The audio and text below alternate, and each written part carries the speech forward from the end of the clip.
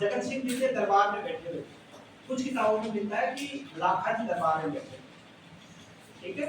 लेकिन जहां तक ये संभव है जगत सिंह जी के समय की बात है, क्योंकि जब इसका अच्छा अपन किसी भी उसकी वो निकालते हैं, उम्र निकालते हैं, तो कौन सी पद्धति के द्वारा निकालते हैं? C14 कार्बन 14 पद्धति के द्वारा। उसके ऊपर शायद मुझे लगता है कार्बन डाला जाता होगा। तो सर कंफर्म सर वो उसी के समय की बात है। कार्बन नहीं डाला जाता है एक्चुअली, कोई भी ऑर्गेनिज्म में यहाँ पे नहीं होती है, ठीक है। तो इसमें जो कार्बन के एटम्स होते हैं अलग अलग होते हैं, तो ये एक 10,000 या फिर लगभग ऐसा कोई एक टाइम पीरियड होता है, उसमें मतलब क्या होता है, जो कार्बन का जो एटम होता है उस प्रोग्राम में नष्ट हो जाता है, डिके हो जाता है। अगर कोई चीज़ 5 लाख साल पुरानी है, तो इसका मतलब उसमें जो C14 का जो एलिमेंट है वो आधा नष्ट हो चुका होता है। ये पद्धति इसमें यूज की जाती है। हाँ नहीं, बहुत बढ़िया बताया आपने। लेकिन अपने को ये ध्यान रखना, C14 याद रखना, बात ही खत्म है ना। इस पद्धति के तहत आयु ज्ञात की जा सकती है। तो इसकी आयु ज्ञात की गई तो हमारे को पता चला कि ये किसके समय बना हुआ था? जगत सिंह जी। और जब मैंने जगत सिंह जन निवास लिखा है जगत सिंह, तो इसके जस्ट नीचे ये लिखाया है। तो ये क्या हुआ, जगत सिंह जी के दरबार में बैठे थे। तब क्या होता है, एक नट आता है। नट आके दरबार में कहता है कि भैया मैं आपको एक बहुत ही सुंदर, जो रस्सी के ऊपर चलते हैं ना नट, वो तो बहुत ही अच्छी आपको एक कला दिखाना चाहता हूँ।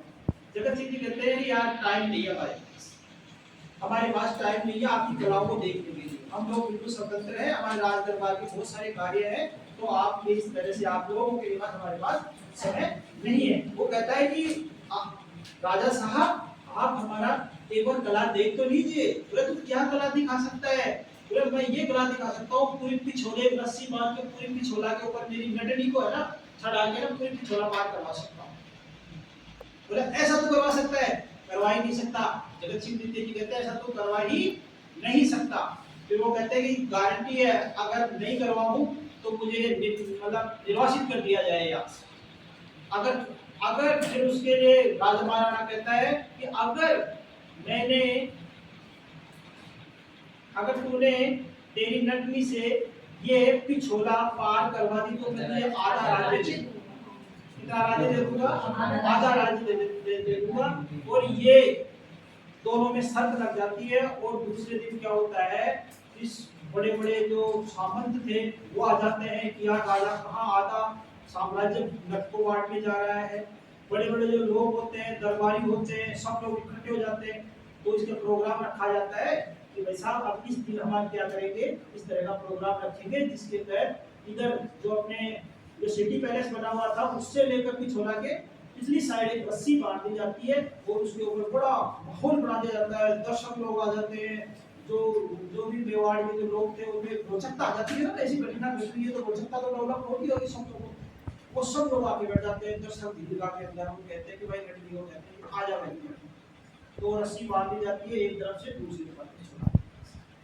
अब क्या होता है कि नटनी उसके ऊपर चलना शुरू कर देती है।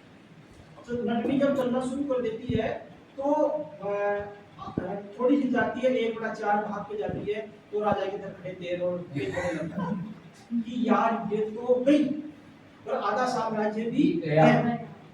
थोड़ा सा आगे तक जाती है, आधी पिछोला तक पहुंच जाती है।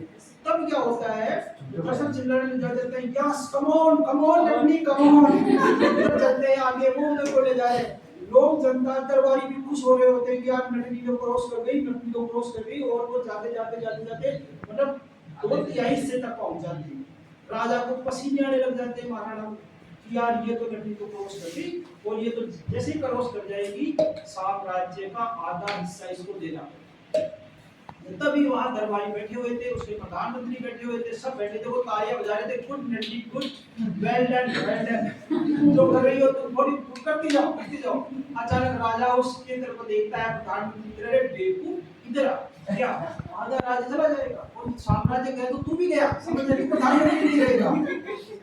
तो अब क्या करे, बोले कुछ कर कि ये नटनी उधर ना पहुंच जाए। अगर ये उधर पहुंच गई तो आधा साम्राज्य गया, समझ। बोले महाराणा राज अपना ही है, क्या जबान दिए? कहते कि नहीं दी थी हमने तो जबान। आधा साम्राज्य थोड़ी देर मेरे नहीं, पूरे दरबार के अंदर मैंने जमा दी है और साम्राज्य गया था। लेकिन नटनी कोई एक भी कमी फील नहीं होने दे रही है, पूरे कंसंट्रेशन के साथ जा रही है। अब ये तो जाएगी, अब ये रुकेगी।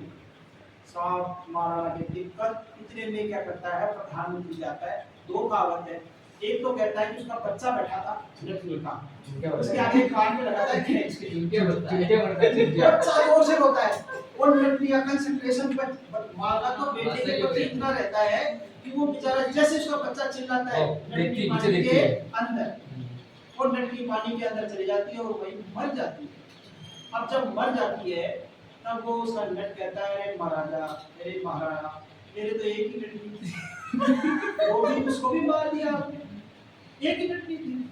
तो फिर जगत सिंह जी कहते हैं इसके साथ कैसे करते हैं, तेरे लिए यार एक चबूतरा बना दे, कभी तेरे को से फीलिंग्स आए पत्नी की चबूतरे में सोना वापस चले यहाँ बैठ के फीलिंग्स लेके चले जाना आराम से। पहली कहावत तो ये। दूसरी ये थी कि नटनी जैसे उस रस्सी में चल रही थी तो महाराणा के जो सैनिक थे उन्होंने उस रस्सी को काट दिया। क्या कर दिया था? काट दिया था। तो नटनी पानी में पिछोला में और जहाँ गिरी वो मर गई। उस समय भूतों का सिलसिला ज्यादा था, तो महाराणा को एक डर था कि नटनी अगर मर गई और भूत बन गई तो पूरे हमारे वंश को समाप्त कर देगी। तो उसको भूत को बड़ा राजी करने के लिए, उसको मतलब कहते हैं ना, भूत को बनाने के लिए उसके लिए चबूतरा बनाया गया और चबूतरे का निर्माण किया। आखिरकार ये उस नट के साथ अन्याय हुआ नहीं हुआ? बिल्कुल पानी के ऊपर बना हुआ है और इतना बड़ा बना हुआ है कि आपको येलो कलर का एक बड़ा सा छोटी सी ऐसे दिखेगा, ये होटल टाइप की दिखेगा, इतना बड़ा बना हुआ है। कुछ सामान्य चबूतरा नहीं है बीच के अंदर। तो उसके अंदर जो नट बेचारा जाता था, जब नटनी की याद आती थी उस पे जाता था, वहां आराम से लेटता था, सोता था, फिर आ जाता था। तो बड़ा बोलो प्रेम की निशानी हुई कि नहीं हुई? उस नट की आत्मा उसमें बसती थी कि नहीं थी? सारा अन्याय महाराणा ने किया कि नहीं किया है? तो आप जब भी जाओ तो बेचारे उस नट की आत्मा को थोड़ा फील करके आना या हाथ लगा के आना, ठीक है? ये ध्यान रखिएगा, इसलिए नट का चबूतरा बनाया गया।